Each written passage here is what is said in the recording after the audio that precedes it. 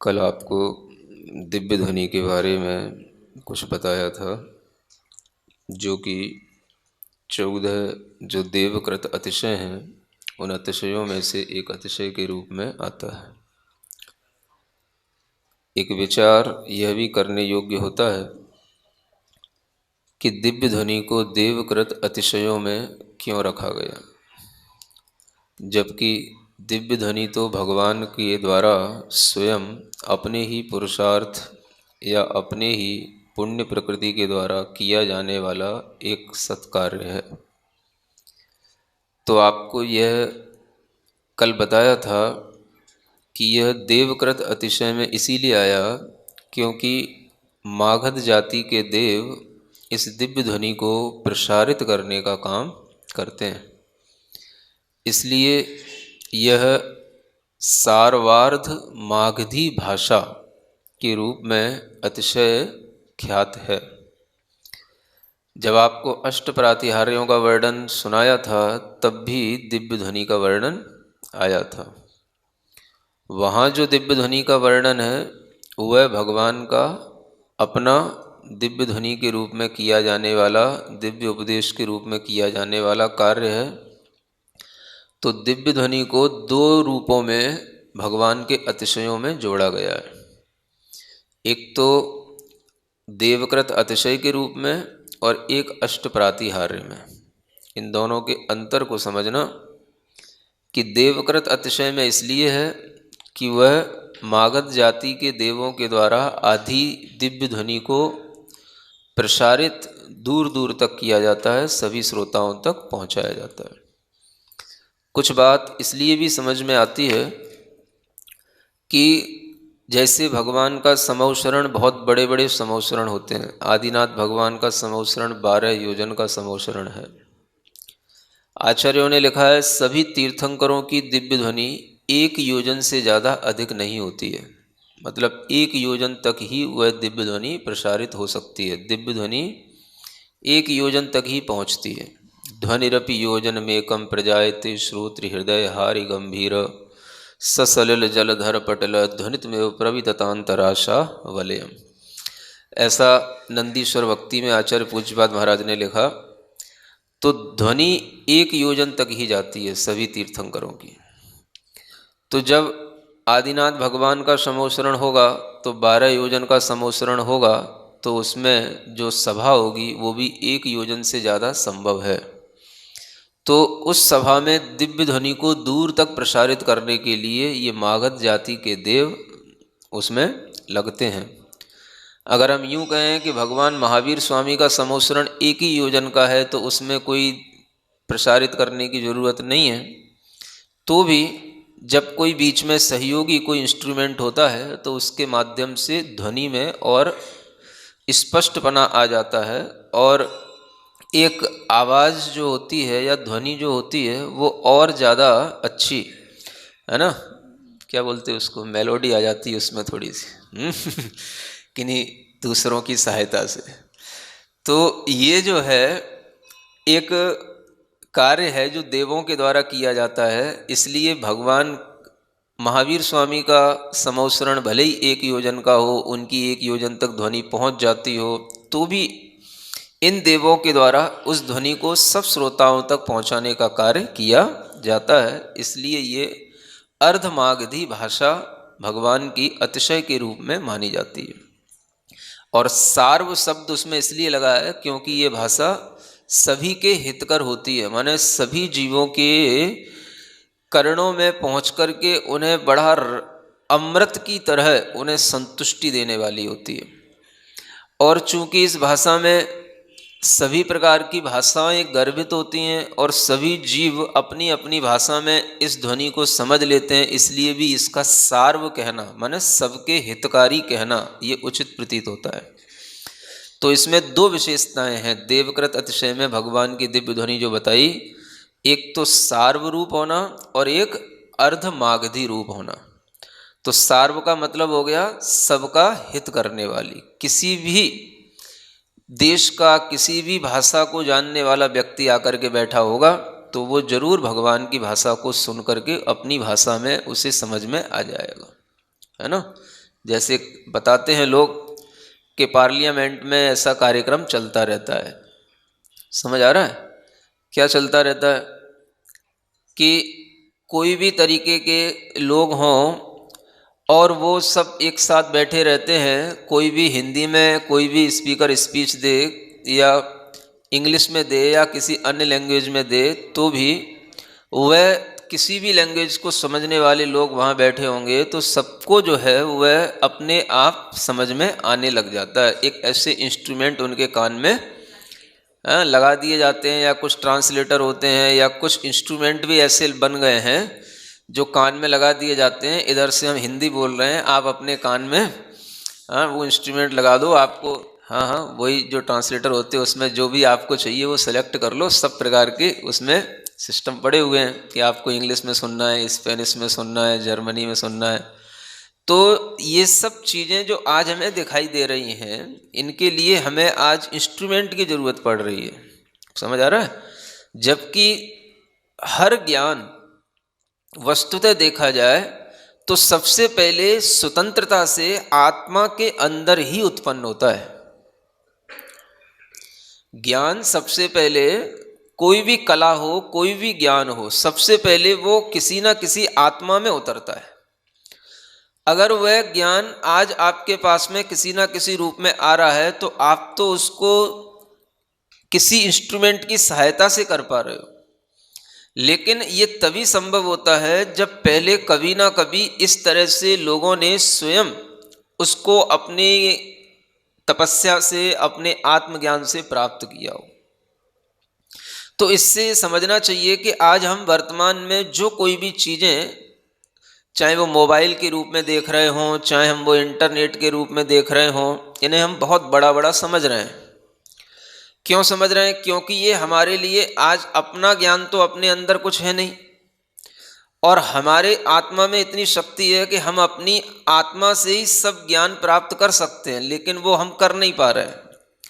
तो साइंस जो हमें अन्य उपकरणों की सहायता से हमें जो ज्ञान कराना सिखा रही है, या जो हमें ज्ञान करा रही है, तो हमें ऐसा लगता है कि ये साइंस बहुत बड़ा काम कर रही है। जबकि आप कोई भी चीज़, चाहे जैसे मोबाइल का काम हो, आज आपके लिए दूर से आवाज़ भी सुनने में आ रही है, दूर से फ़ोटो भी देखने में आ रहे हैं, आपको लगता है साइंस ने बहुत आविष्कार किया है। लेकिन पहले ये सब आविष्कार आदमी अपनी ही आत्मा में अपनी ही तपस्या से करता था, क्योंकि योगियों के द्वारा प्रत्यक्ष रूप से दूर की भी चीज़ें सुनाई देना, दूर की भी चीज़ें दिखाई देना, ये सब संभव होता था। इसको योगी प्रत्यक्ष नाम भी दिया जाता है। इस ज्ञान को क्या बोलते हैं इसको? हाँ, मतलब हर किसी को ये चीज़ें प्रत्यक्ष नहीं होती थी, योगी प्रत्यक्ष होता था। योगियों को योजनों दूर की बातें सुनाई पड़ती हैं, दिखाई पड़ती हैं, योजनों दूर का वह सभी इंद्रियों का ज्ञान कर सकते हैं। इस तरीके की परिणतियां योगियों के अंदर रहा करती थी। सामान्य व्यक्तियों को कभी कभार कोई पुण्य के उदय से उन्हें कुछ इस तरीके की योग्यताएं आ जाएं तो ये भी संभव होता था। लेकिन अब जो हमारे सामने आ रहा है वो सब हमारा अपने ज्ञान से नहीं है, वो सब हमारी एक तरीके से पराश्रितता है। मोबाइल होगा तो आपको दिखेगा, और जब आपका खुद अपने अंदर ज्ञान होगा तो आपके अंदर पराश्रितता नहीं होगी। चीज़ें पहले खुद अपने अंदर डेवलप की जाती थीं, अब हमें उनके इंस्ट्रूमेंट बना करके लोगों को देने पड़ते हैं। तो हम ये देखें कि कोई भी चीज़ें आज जो साइंस हमें दिखा रहा है वो सब चीज़ें पहले योगियों के पास में, बड़े बड़े ऋषियों के पास में ये सब शक्तियाँ हुआ करती थी। हाँ, इतना ज़रूर है कि जन सामान्य इन चीज़ों का मज़ा नहीं ले पाता था, तो उसका मज़ा लेने के लिए ये इंस्ट्रूमेंट बनाए गए। बन भी गए तो कोई बात नहीं, लेकिन आपको ये सोचना चाहिए कि ये कलाएं, जो नई नई टेक्नोलॉजी जो आपके सामने आ रही हैं, ये सब पहले थीं, लेकिन वह सब किस रूप में थी? किसी व्यक्ति विशेष के ही पास रहा करती थी सब टेक्नोलॉजी। लेकिन अब वो जो चीज़ें हैं वो सबकी सुविधा के रूप में पहुंचाई जा रही हैं, क्योंकि अब जिन तीर्थंकरों के पास में इस प्रकार की दिव्य ध्वनि से सभी प्रकार की भाषाओं में परिणमन करने की शक्ति आ गई, तो वो तो केवल तीर्थंकरों के पास ही रही। सब लोगों के पास तो नहीं आई। तो आपने अब इंस्ट्रूमेंट बना लिए, भाई आप हिंदी बोलो, हम इंग्लिश में समझ रहे हैं, हम स्पेनिश में समझ रहे हैं। तो ये इंस्ट्रूमेंट बना लिए, लेकिन एक आइडिया तो आपको कहीं ना कहीं उन्हीं ऋषियों और तीर्थंकरों से ही मिला है ना, कि ऐसा भी होता है। एक ध्वनि को हम परिवर्तित कर सकते हैं। जब भगवान की ध्वनि परिवर्तित होकर के हमारे कान में आकर के हमारी भाषा में परिवर्तित होकर के हमको समझ में आती है, तो हम भी कुछ ना कुछ कर सकते हैं। तो ये आइडिया जो हमको मिला, ये तो हमें तीर्थंकरों से ही मिला। क्या समझ आ रहा है? अब हमने उसके लिए खोज की, कैसे किया जाए, कैसे जोड़ तोड़ की जाए, कैसे चित्रों को पकड़ा जाए, कैसे आवाज को पकड़ा जाए, कैसे आवाज को कन्वर्ट किया जाए। तो ये हमने जो किया, ये हमने एक इंस्ट्रूमेंट के माध्यम से उसको कुछ रूप में प्रस्तुत करने का कार्य कर लिया। इसलिए ये साइंस जो है वो हमारे लिए सुविधा देने वाली हो गई। उससे कई लोगों को वो चीजें उपलब्ध होने लगी। लेकिन हमें उस साइंस को जानने के साथ साथ ये भी ध्यान रखना चाहिए कि इन चीजों के इन्वेंटर पहले ऋषि मुनि तीर्थंकर लोग रहे हैं।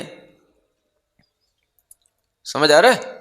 अब जैसे मान लो इतना बड़ा बड़ा ज्ञान होता था पहले कि आप अपनी स्पर्शन इंद्री से 9 योजन तक की वस्तु को छू सकते हो। समझ आ रहा है? हाँ, रसना इंद्री से 9 योजन तक की वस्तु को चाख सकते हो, चख सकते हो। इतने बड़े बड़े ज्ञान होते थे। तो ये ज्ञान इंद्रियों के कितने ही बड़े हो सकते हैं, इन ज्ञानों की सीमा कितनी होती है, ये आचार्यों ने लिख रखा है। और ये ज्ञान किसी ना किसी के पास में हुआ करते थे। लेकिन बस बात वही है कि पहले किसी व्यक्ति के पास में हुआ करते थे। आज उन्हीं चीजों से ज्ञान ले ले करके, समझ करके कि भाई अगर दिव्य ध्वनि है इस तरीके से प्रसारित होकर के सब लोगों को सुख पहुंचा सकती है, तो हो सकता है कि आपके ज्ञान में ये बात नहीं आई हो, आपके विश्वास में बात नहीं आई हो। जो विदेशी लोग रहे हों, उन्होंने इस बात पर विश्वास किया हो और फिर उन्होंने इसकी खोज की हो। तो खोज की करके उन्होंने ऐसे इंस्ट्रूमेंट बना डाले कि जो आज आपको आपकी ही एक भाषा से अनेक भाषा में ट्रांसलेट करके वो इंस्ट्रूमेंट आपको दे देते हैं। समझ आ रहा है? तो ये सब चीजें कहीं ना कहीं पहले हमारे पास थीं। लेकिन बस बात वही है कि वो किसी व्यक्ति विशेष के पास में रहती थी, और उन्हें आज सब जगह थोड़ा सा मतलब सुविधाजनक तरीके से बनाने का काम ये साइंस कर रही है। तो आपको ये भी ध्यान रखना चाहिए कि इन चीजों की खोज का ओरिजिन क्या है, मूल स्रोत क्या है, वो आपको कहीं ना कहीं यही इस जैन दर्शन के विज्ञान में ही उपलब्ध होगा कि इसका ये स्रोत ये है। चाहे वो दूर से देखने वाली फोटोएं हो, चाहे मोबाइल पर बात करने वाली बात हो, चाहे मोबाइल से पिक्चर देखने वाली बात हो, सब चीजें पहले अपने ही ज्ञान से स्वयं हो जाया करती थी। अब तो आपको मोबाइल की जरूरत है। इसको प्रत्यक्ष ज्ञान बोलते हैं। समझ आ रहा है? लेकिन अब हमें इन चीजों में मतलब सुविधा भी है और दुविधा भी है, आनंद भी आता है और लोग इसमें अपना टाइम वेस्ट भी करते हैं। दोनों तरीके के काम होते हैं। समझ आ रहा है? तो कहने का मतलब यह है कि हम टेक्नोलॉजी के हिसाब से चलते हुए भी ये ध्यान में रखें कि ये कार्य पहले हमारे तीर्थंकरों की सभाओं में इस सब चला करते थे, है ना। इसलिए सार्वरूप कहा उस भाषा को। सार्व माने सबका हित करने वाली। समझ में आ गया? जितने भी लोग, अब हित तो तभी होगा जब उनको उनकी भाषा में समझ में आएगा। हम बोल रहे हैं किसी लैंग्वेज में, समझने वाला कोई दूसरे देश का बैठा है तो उसको उसकी समझ में ही नहीं आएगा, तो हित कैसे होगा? तो हित तो तभी होगा। तो इसलिए वो सार्व शब्द आता है। समझ आ रहा है? नई शैडाला जो लिखी है उसका जो मंगलाचरण है उसमें भी, है ना, ये सार्व शब्द का प्रयोग किया है कि भगवान की वाणी जो है, तीर्थंकर जिन देव की जिन वाणी को साध, सार्वधर्म संक्षेप से कहूँ सर्वहितकार, ऐसा कुछ। तो सार्वधर्म संक्षेप से, सार्वधर्म का मतलब होता है जो सबका हित करने वाला धर्म होता है, उसे सार्वधर्म कहते हैं। तो इस शब्द का उपयोग आचार्य समंतभद्र महाराज ने रत्नकंड श्रावकाचार में भी किया है। सार्व है ना, सार्व है शास्तोपलायते, भगवान के लिए कहा कि वो सार्व हैं, सर्व का हित करने वाले हैं। समझ आ रहा है? तो ये एक नया शब्द है सार्व। सर्व तो आपने सुना होगा, हाँ, ये सार्व शब्द एक नया शब्द है। तो इस तरह से तीर्थंकरों के द्वारा ये हमेशा जो हमें प्रतिपादित किया गया, जो हमें ज्ञान दिया गया, जो पहले टेक्नोलॉजी थी, वही जो है आज हमारे लिए साइंस के द्वारा उपलब्ध कराई जा रही है, और आप लोग उससे जो कुछ भी लाभान्वित हो रहे हैं। समझ आ रहा है? अब देखो, एक और अतिशय इसी में आ जाता है कि सभा में बैठे हुए जितने भी लोग हैं वो सब आपस में मैत्री भाव धारण करते हैं। आपस में उनके अंदर एक प्रीति भाव उत्पन्न होता है। ये भी अतिशय इसमें लिखा हो, मैत्रीम मिथय सदसी भूरि विभावयन्ति, है ना। अब देखो, ये सदसी है ना, एक तरीके से देखा जाए जो संसद शब्द जो बनता है, वो जो संसद शब्द है ये भी जो है एक तरह से इसी सभा के रूप में प्रयुक्त होने वाला सदस्य शब्द से ही बनता है। सदस्य में सम उपसर्ग लगा दो तो संसद बन जाता है। सम समीचीन, सदय माने होती सभा, सदस्य। समझ आ रहा है? तो वह सभा में जो समीचीन सभा है उसमें जितने भी लोग बैठे हुए हैं वे सब आपस में मैत्री भाव को धारण करते हैं परस्पर में। और ये भी देवकृत अतिशय में लिखा हुआ है। तो एक तो भगवान का अतिशय ये होता है कि जो भगवान के सानिध्य में बैठेगा, उनके सराउंडिंग में रहेगा, तो उसके लिए अपने आप वैर भाव नहीं होगा। लेकिन ये और उसमें भी कुछ और अच्छा भाव है कि जो देवों के माध्यम से आपस में मैत्री बनाई जाती है।